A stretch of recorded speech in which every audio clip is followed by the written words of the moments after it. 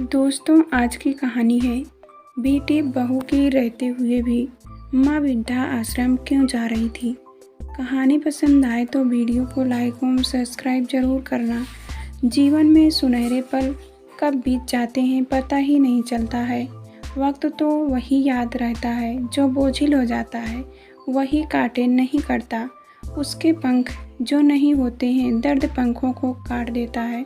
शादी के बाद पति का प्यार, बेटे की पढ़ाई, घर की जिम्मेदारियों के बीच कब वैवाहिक जीवन के 35 साल गुजर गए पता ही नहीं चला। आँख तो तब खुली जब अचानक पति की मृत्यु हो गई।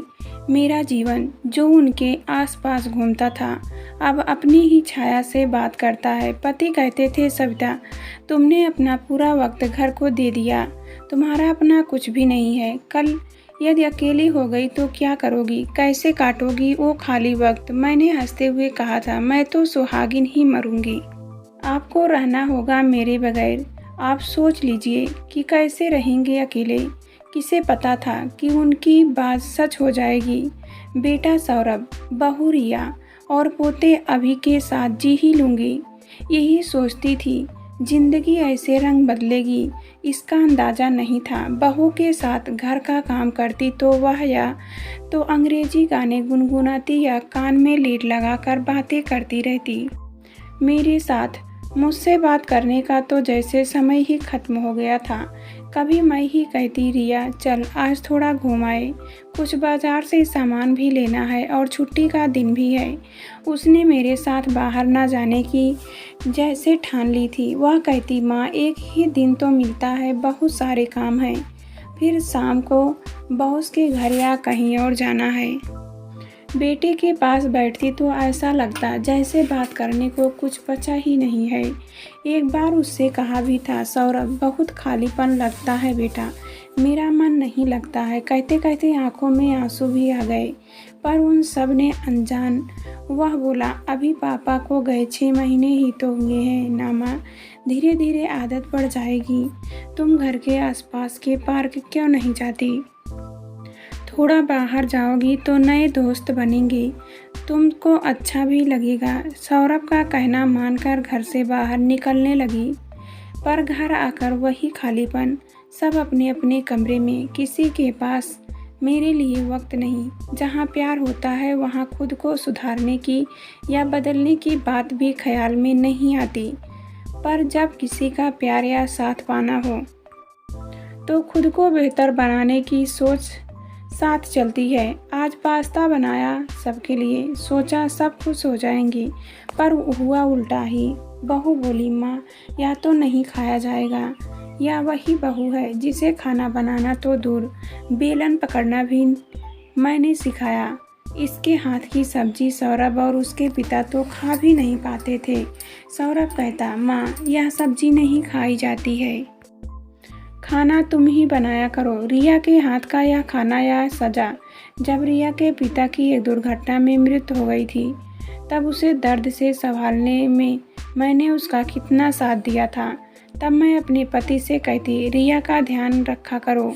पिता को यूँ अचानक खो देना उसके लिए बहुत दर्दनाक है। अब आप ही उसके पिता हैं। मेरे पति भी रिया का ध्यान रखते। वे बार बार अपनी माँ से मिलने जाती तो पोते को मैं संभाल लेती। उसकी पढ़ाई का भी तो ध्यान रखना था ना। इतना कदम से कदम मिलाकर चलने के बाद भी आज यह सूनापन। एक दिन बहू से कहा, रिया कॉलोनी की औरतें एक दूसरे के घर इकट्ठा होती हैं, चाय नाश्ता भी हो जाता है।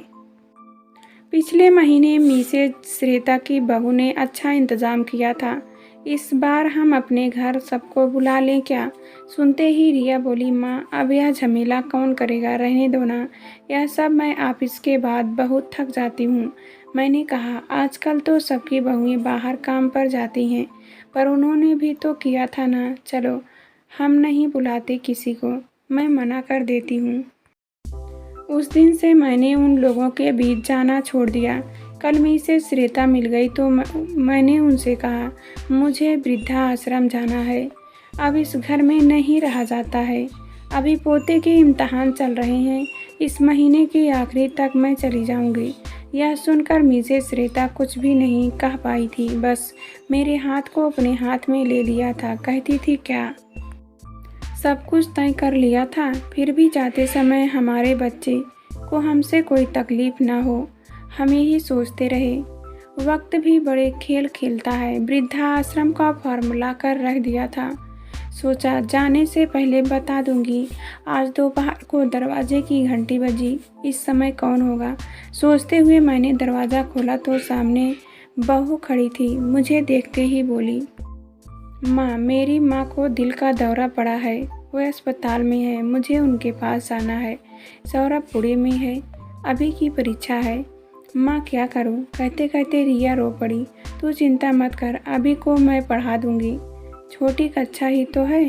सौरभ से बात कर ले, वह भी वहीं आ जाएगा। 4 दिनों बाद जब रिया घर आई तो आते ही उसने मुझे बाहों में भर लिया। क्या हो गया रिया?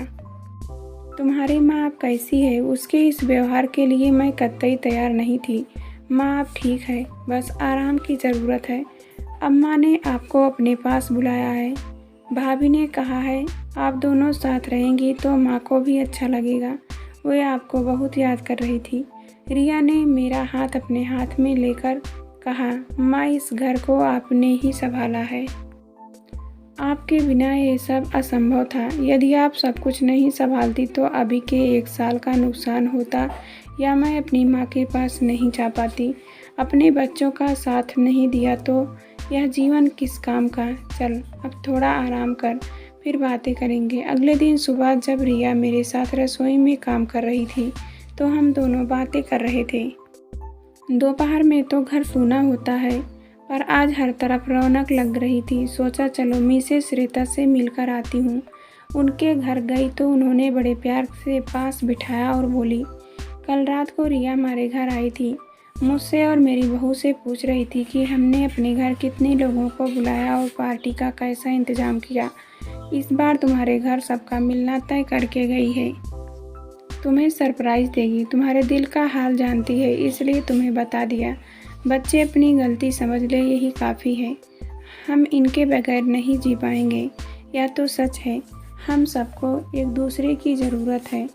सब अपना अपना काम करे, थोड़ा वक्त प्रेम को दे दे तो जीवन आसान लगने लगता है। मिसेस श्वेता के घर से वापस आते समय मुझे धूप बहुत सुनहरी लग रही थी। लगा कि आज फिर वक्त के पंख लग गए हैं।